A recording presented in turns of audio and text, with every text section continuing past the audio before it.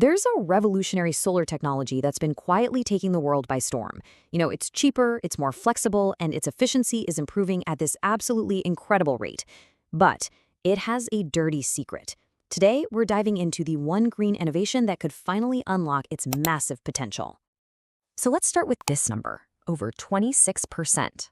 This is the reason for all the excitement. It's the power conversion efficiency of a new type of solar cell that has just exploded onto the scene. I mean, it went from a lab curiosity to a world record contender in just over a decade. But what exactly is this technology? Well, they're called Perovskite solar cells. Now, unlike the traditional silicon panels you might be used to, these are made from materials with a very specific crystal structure that's just unbelievably good at soaking up sunlight. What that means is they can be made cheaply, easily, and you can even print them onto flexible surfaces. They are, and I'm not exaggerating, a total game changer for renewable energy. Sounds pretty perfect, right? A cheap, ultra-efficient solar technology that could power everything from our buildings to our backpacks. So what's the catch? Well, it turns out the secret ingredient, the thing you need to make the very best perovskite cells, has been a major roadblock, a toxic problem that's kept this whole revolution locked away in the lab.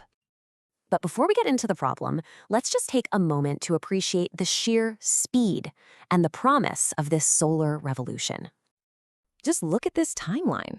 It's just incredible. Back in 2009, these cells were converting a mere 3.8% of sunlight into electricity. You fast forward to today, and that number has skyrocketed past 26%. That puts them right up there with conventional silicon panels that, mind you, took decades and decades to develop. This rate of improvement is, well, it's simply unheard of. But, like I said, all this incredible progress was kind of built on a shaky foundation. There was this hidden toxic problem lurking underneath. So to create those super high-efficiency cells, researchers have been relying on something called an antisolvent. And the ones they've been using, like chlorobenzene and toluene, are, well, they're nasty stuff. They're toxic, they're terrible for the environment, and they're just plain dangerous to work with. But on the other side, you have the heroes of our story, green antisolvents, like ethyl acetate, which are safe, eco-friendly, and perfect for mass production. And here's the bottom line, right? You just can't build a green energy future using toxic, hazardous chemicals. The old methods are a risk to workers' health and the environment. They're flammable, they're volatile, and they are completely unsuitable for the kind of factory-scale production we actually need to get this tech onto our rooftops. This was the roadblock. But what if you could get the same or maybe even better results without all that toxic baggage? Well, say hello to green antisolvents. So what does an antisolvent actually do? Think of it like a chemical trigger or a magic trick. You've got your liquid perovskite ingredients all spread out on a surface. Then you add the antisolvent, and it instantly yanks out the original liquid, forcing all those perovskite ingredients to crystallize and form a perfect, ultra-thin solid film. The quality of this film, well, it's everything. Let's walk through it. First, you coat a base layer with the liquid precursor. Then the green antisolvent gets dripped on top, which kicks out the old solvent. This makes the perovskite ingredients super saturated. Basically, there's way more solid stuff than the liquid can handle.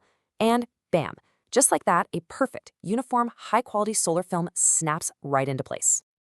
Okay, now here's the twist. This is the really cool part.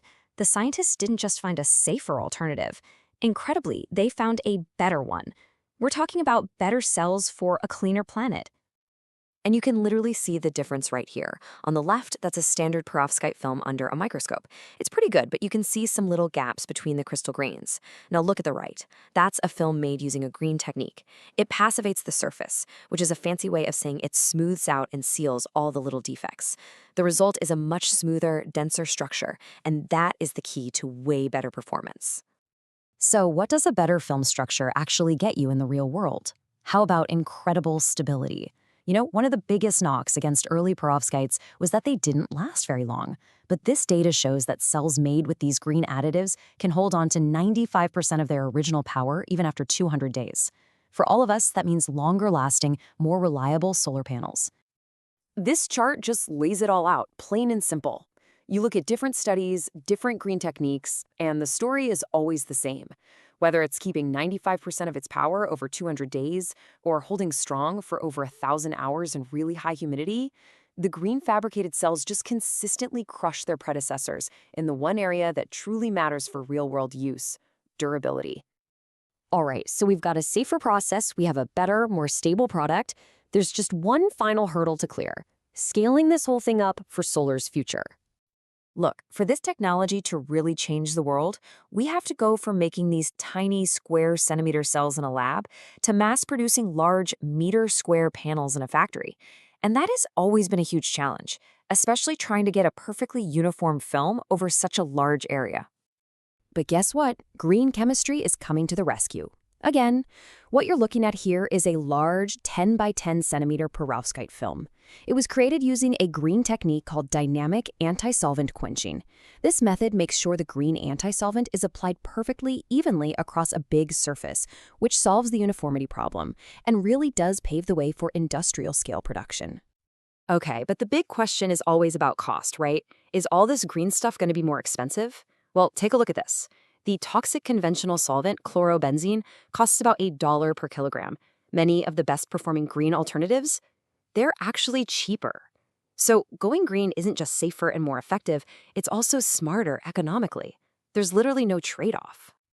And the researchers who did this work, they put it perfectly. They said this review paves the way for green fabrication of industrial perovskite solar cells. I mean, it's right there.